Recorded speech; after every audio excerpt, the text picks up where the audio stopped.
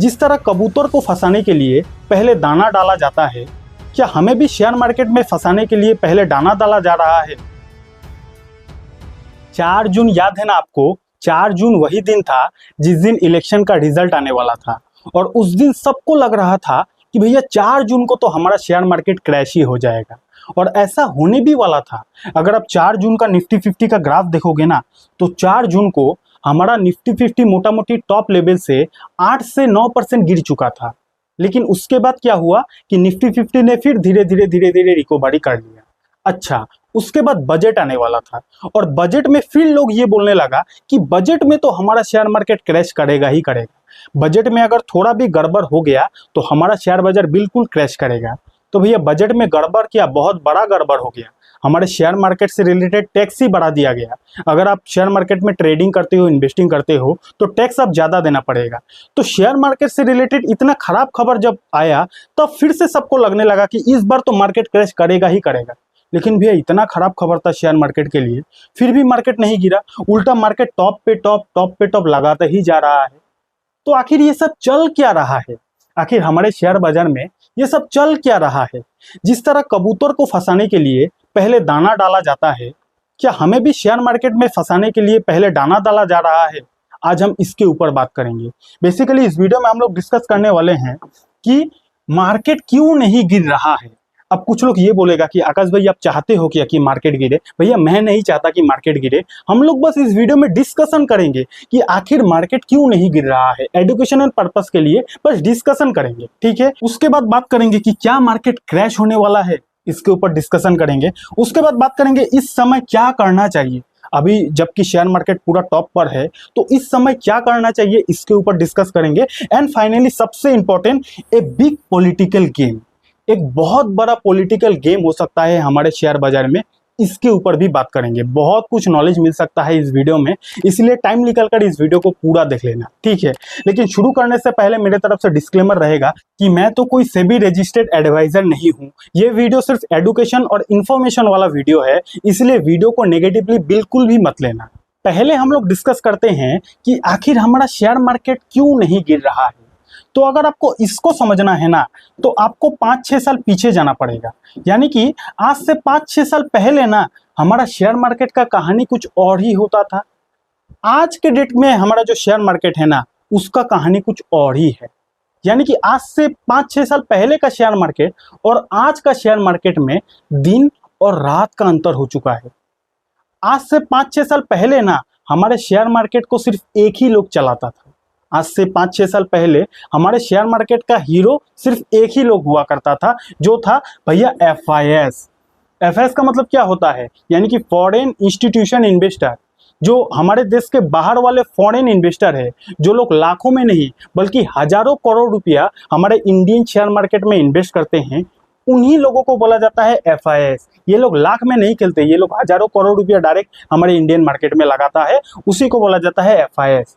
तो आज से 5-6 साल पहले हमारे शेयर मार्केट का हीरो यही हुआ करता था। क्यों? क्योंकि देखो भैया, शेयर मार्केट ऊपर कब जाता है, शेयर मार्केट ऊपर कब और कैसे जाता है? जब हमारे शेयर बाजार में काफी ज्यादा पैसा हर कोई लगाएगा, तो हमारा शेयर मार्केट ऊपर चला जाएगा। और जब हमारे शेयर मार्केट से हर कोई पैसा निकालेगा, यानी कि काफी ज्यादा पैसा निकाला जाएगा, तो हमारा शेयर मार्केट नीचे आ जाएगा। सिंपल सा लॉजिक है। तो भैया पहले के टाइम पे, यानी कि 5-6 साल पहले ना, सिर्फ FIS के पास ही काफी ज्यादा पैसा हुआ करता था, हजारों करोड़ रुपया हुआ करता था। तो 5-6 साल पहले अगर FIS खरीदता, शेयर बाजार में पैसा लगाता, तो शेयर बाजार ऊपर चला जाता था। और 5-6 साल पहले FIS अगर शेयर बाजार में बिकवाली करता, यानी कि सेल करता, तो शेयर बाजार नीचे आया करता था। इसलिए मैंने बोला कि 5-6 साल पहले FIS ही शेयर मार्केट का हीरो हुआ करता था। लेकिन आज के डेट में एक और हीरो की एंट्री हो चुकी है, जिसको बोला जाता है भैया DIS, यानी कि डोमेस्टिक इंस्टीट्यूशन इन्वेस्टर। DIS का मतलब क्या होता है कि आप जो म्यूचुअल फंड में पैसा लगाते हो, इन्वेस्ट करते हो, आप जो SIP इन्वेस्टमेंट कर रहे हो ना, वो पैसा कहाँ जाता है? वो पैसा भैया DIS के पास ही जाता है। इसी को बोला जाता है DIS। तो आज के टाइम पे DIS भी शेयर मार्केट का हीरो बन चुका है। इनके पास इतना पैसा आ चुका है, इतना पैसा आ चुका है भैया, सरकार भी डरा हुआ है। सरकार भी तो नहीं चाहेगा ना कि पब्लिक का पैसा डूबे। तो DIS के पास अनलिमिटेड पैसा आ रहा है। इसीलिए अभी के टाइम पे FIS का उतना वैल्यू नहीं है जितना DIS की वैल्यू है। अब आप बोलोगे कि आकाश भाई आप कैसे कह सकते हो कि डीआईएस के पास काफी ज्यादा पैसा आ चुका है। तो भैया मैं नहीं बोल रहा, मैं डेटा दिखाता हूँ, मैं डेटा पर ही बात करता हूँ। ये देखो, ये क्या है, ये कौन सा वेबसाइट है, ये है association of mutual fund of India, in India, यानी कि एमपी का डेटा है। अब देखो यहाँ पे ध्यान से समझना, फाइनेंशियल ईयर 16-17 में पूरे साल में पैसा इन्वेस्ट किया जाता था म्यूचुअल फंड में 43,000 करोड़ रुपीस। पूरे साल में, एक साल में लोग म्यूचुअल फंड में कितना पैसा इन्वेस्ट करता था, 43,000 करोड़ रुपीस। अभी के टाइम में कौन सा फाइनेंशियल ईयर चल रहा है, 24-25 में कितना महीना हुआ है अभी तक, भैया अप्रैल से ही काउंट होगा ना, तो अप्रैल मई जून 3 महीना में लोगों ने कितना पैसा इन्वेस्ट किया है, देखो जी 62,000 करोड़ रुपीस। यानी कि 5-6 साल पहले चला जाओ तो पूरे साल में 43,000 करोड़ रुपीस पैसा इन्वेस्ट करता था लोग, और आज के डेट में 3 महीना हुआ अभी तक 62,000 करोड़ रुपया इन्वेस्ट कर दिया। तो आप सोच सकते हो भैया कितना ज्यादा डीआईएस में पैसा आ रहा है। डीआईएस के पास हर महीना 20-20 हजार करोड़ रुपया पैसा आ रहा है। ये देखो अप्रैल में 20,000 करोड़, फिर मई में 20,000 करोड़, जून में 21,000 करोड़। ये रिकॉर्ड तोड़ है, इतना पैसा आज तक किसी महीना नहीं आया था, ठीक है ना। तो इससे आपको क्या समझ में आया कि भैया डीआईएस के हाथ अभी पूरा मजबूत हो चुका है, डीआईएस के पास काफी ज्यादा पैसा आ गया है। क्यों आ गया है, क्योंकि आजकल सबको पता चल गया है मेरे भाई कि पैसा ग्रो करना है तो हमें शेयर मार्केट में डायरेक्ट या फिर इनडायरेक्टली आना ही पड़ेगा। तो हर कोई म्यूचुअल फंड में पैसा लगा रहा है, एसआईपी इन्वेस्टमेंट कर रहा है, और पैसा अल्टीमेटली कहाँ आ रहा है, डीआईएस के पास आ रहा है। तो डीआईएस के पास काफी ज्यादा पैसा हो चुका है। तो पहला हमारा सवाल क्या है कि भैया शेयर मार्केट क्यों नहीं गिर रहा है, उसका आंसर अब आपको थोड़ा थोड़ा समझ में आ रहा होगा, अब क्लियरली समझ में आ जाएगा। मैंने यहाँ पे क्या बोला कि 5-6 साल पहले शेयर मार्केट को कंट्रोल कौन करता था, एफआईएस। यानी कि एफआईएस पैसा लगाता था तो मार्केट ऊपर चला जाता था, एफआईएस अगर बिकवाली करता था तो मार्केट नीचे चला जाता था। लेकिन आज के डेट में मान लेते हैं एफआईएस बिकवाली भी करता है तो मार्केट नीचे भी आता होगा ना। तो इस पोजीशन में डीआईएस इतना पैसा लगा देता है कि मार्केट फिर रिकवरी कर लेता है। आप बोलते हो ना कि मार्केट क्यों नहीं गिर रहा है, यही कारण है क्योंकि भैया एफआईएस चाहे आप कितना भी कोशिश कर लें मार्केट को गिराने का, डीआईएस के पास इतना पैसा आ चुका है कि अब एफआईएस की औकात नहीं है मार्केट को गिराने का।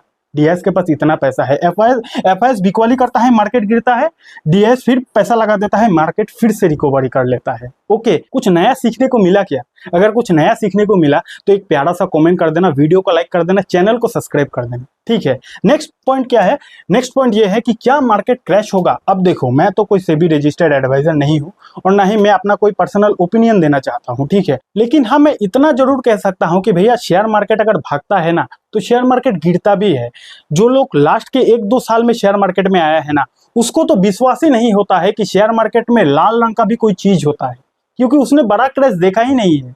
आज 1 साल 2 साल से जो शेयर मार्केट में बुल रन चल रहा है, बहुत सारे नए नए लोग आया है, तो उनको तो विश्वास ही नहीं होता। उनको अगर मैं आसपास के फ्रेंड लोग भी आजकल शेयर मार्केट में पैसा लगाता है तो वो लोग भी पैसा बना रहा है। तो मैं बोलता हूँ कि भाई सावधान से अभी देखना, मार्केट कभी भी क्रैश हो सकता है, हो भी सकता है ना।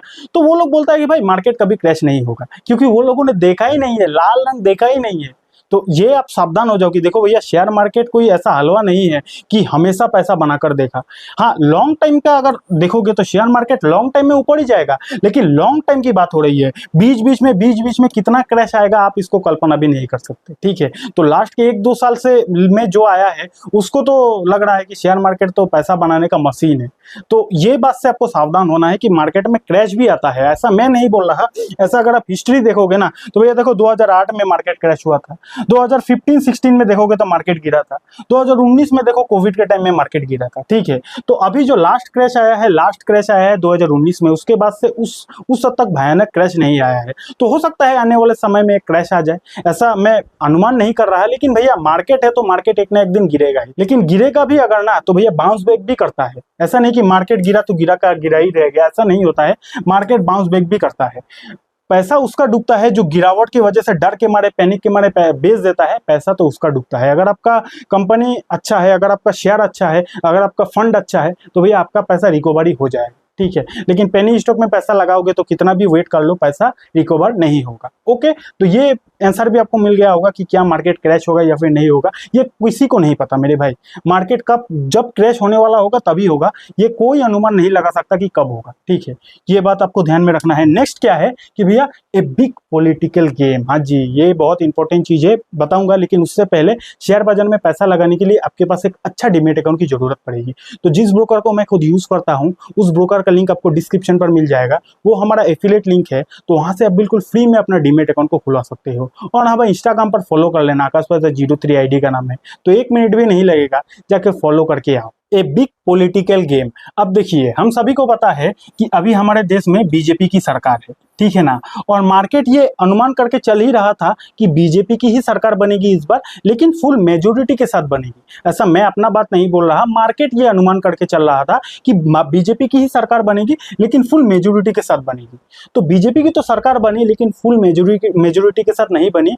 बीजेपी को अगर अपना सरकार बनाना पड़ा तो अलग अलग अलायंस के साथ जुड़कर यानी गठबंधन का सरकार बनाना पड़ा, ठीक है, जिसमें से सबसे पहला हाथ था चंद्रबाबू नायडू जी का और दूसरा हाथ था नीतीश कुमार जी का। ये दोनों लोगों का साथ मिला, इसीलिए बीजेपी ने अपना सरकार बना पाया, इतना सबको पता है, बेसिक बात, ठीक है। अब देखो ऐसा भी हो सकता है, मैं फिर से बोल रहा हूं, डिस्क्लेमर दे रहा हूं कि भैया ये वीडियो एजुकेशनल पर्पस के लिए है, वीडियो को नेगेटिवली बिल्कुल भी ना रहे। देखो ऐसा भी हो सकता है ना कि कोई बड़ा आदमी मार्केट में फेक न्यूज फैला दे कि मान लेते हैं कि नीतीश कुमार जी बीजेपी के साथ छोड़ रहे हैं, जो कि फेक होगा, या फिर किसी ने फेक न्यूज फैला दिया कि चंद्रबाबू नायडू जी बीजेपी के साथ छोड़ रहा है। तो अगर ऐसा होता है, अगर वाकई में ऐसा होता है तो सरकार टूट जाएगी ना, और सरकार टूटना शेयर बाजार के लिए कितना खतरा हो सकता है आपको पता है। 4 जून को आपको पता चल गया होगा कि सरकार और शेयर मार्केट का कितना रिश्ता गहरा होता है। ओके, तो ऐसा भी हो सकता है, फेक न्यूज फैला सकता है कोई कि नीतीश कुमार सर जी बीजेपी का साथ छोड़ रहे हैं, जो कि फेक न्यूज होगा, ठीक है।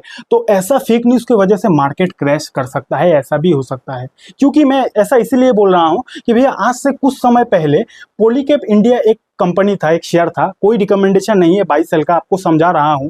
ये एक कंपनी का शेयर था जो कंपनी फंडामेंटली काफी स्ट्रांग है, लेकिन उसके बावजूद भी ये देखो 8 जून को एक ऐसा न्यूज आया ना कि मार्केट ये कंपनी का शेयर टॉप पोजीशन से 27% गिर गया। यहाँ पे आप देख रहे हो ना 27% गिर गया। क्या न्यूज आया था आपको पता है कि पॉलीकैब इंडिया जो कंपनी है इसके ऊपर इनकम टैक्स का छापा पड़ा है। ये खराब न्यूज आया, इसीलिए कंपनी का शेयर पूरा टूट गया, ऊपर लेवल से 30% मोटा मोटी टूट गया, ठीक है। उसके बाद क्या हुआ कि भैया फिर कंपनी ने धीरे धीरे रिकवरी कर लिया, और वो जो न्यूज आया था कि इनकम टैक्स का रेट पड़ा है, वो न्यूज अभी तक कंफर्म नहीं हुआ कि क्या वो न्यूज फेक था या फिर रियल था, आज तक कंफर्म नहीं हुआ है, ठीक है। तो ऐसा भी हो सकता है कि वो किसी का गेम था, फेक न्यूज फैला दिया था, ऐसा भी हो सकता है, क्योंकि आज तक क्लियर नहीं हुआ कि क्या सच में इनकम टैक्स का रेट पड़ा था या फिर नहीं, ठीक है। तो शेयर बाजार में ऐसा भी होता है मेरे भाई। आप नया आए हो, 1-2 साल हुआ, तो आपको लग रहा है कि मार्केट बहुत सिंपल है। मार्केट सिंपल नहीं है, मार्केट बहुत कॉम्प्लिकेटेड है। आप जैसे जैसे समय बिताओगे आपको पता चल जाएगा, ठीक है। तो कई बार फेक न्यूज भी मार्केट में आता है, जिस फेक न्यूज की वजह से मार्केट क्रैश कर जाता है, तो उस वक्त भी आपको डरना नहीं चाहिए, ठीक है। मैं बार बार बोल रहा हूं, अगर आपने एक सही कंपनी के शेयर को खरीदा है ना, अगर आपने सही फंड में पैसा लगा रखा है, तो चाहे मार्केट कितना भी क्रैश करे, आपका पैसा लॉन्ग टाइम में बन जाएगा। उस क्रैश में आपको पैनिक नहीं करना है, ओके। तो कुछ नॉलेज मिला अगर तो अच्छा सा कमेंट कर देना। नेक्स्ट क्या है कि भैया इस समय क्या करना चाहिए। देखो भैया मैं बार बार बोल रहा हूं कि मैं कोई सेबी रजिस्टर्ड एडवाइजर नहीं, मैं बस एक लाइन में इसका आंसर देना चाहूंगा कि हमारा जो पूरा विश्व का नंबर 1 इन्वेस्टर है यानी कि वॉरेन बफेट सर जी, वो कहते हैं, उनका क्या कहना है कि शेयर बाजार में तब पैसा लगाना चाहिए जब शेयर बाजार का हर कोई डरा हुआ हो, और शेयर बाजार में तब बेचना चाहिए जब शेयर बाजार में हर कोई खरीद रहा हो। ऐसा मैं नहीं कहता, ऐसा वॉरेन बफेट सर जी कहते हैं। तो आई होप आपको आपका आंसर मिल गया होगा, ठीक है। वीडियो कैसा लगा नीचे कमेंट करके बता देना। और हाँ, शेयर मार्केट को फ्री में सीखना चाहते हो क्या, यहाँ पे क्लिक करके इस वीडियो को कंप्लीट देख सकते हो। और हाँ, टेलीग्राम चैनल को ज्वाइन कर लेना, लिंक आपको डिस्क्रिप्शन पर मिल जाएगा। Thank you so much.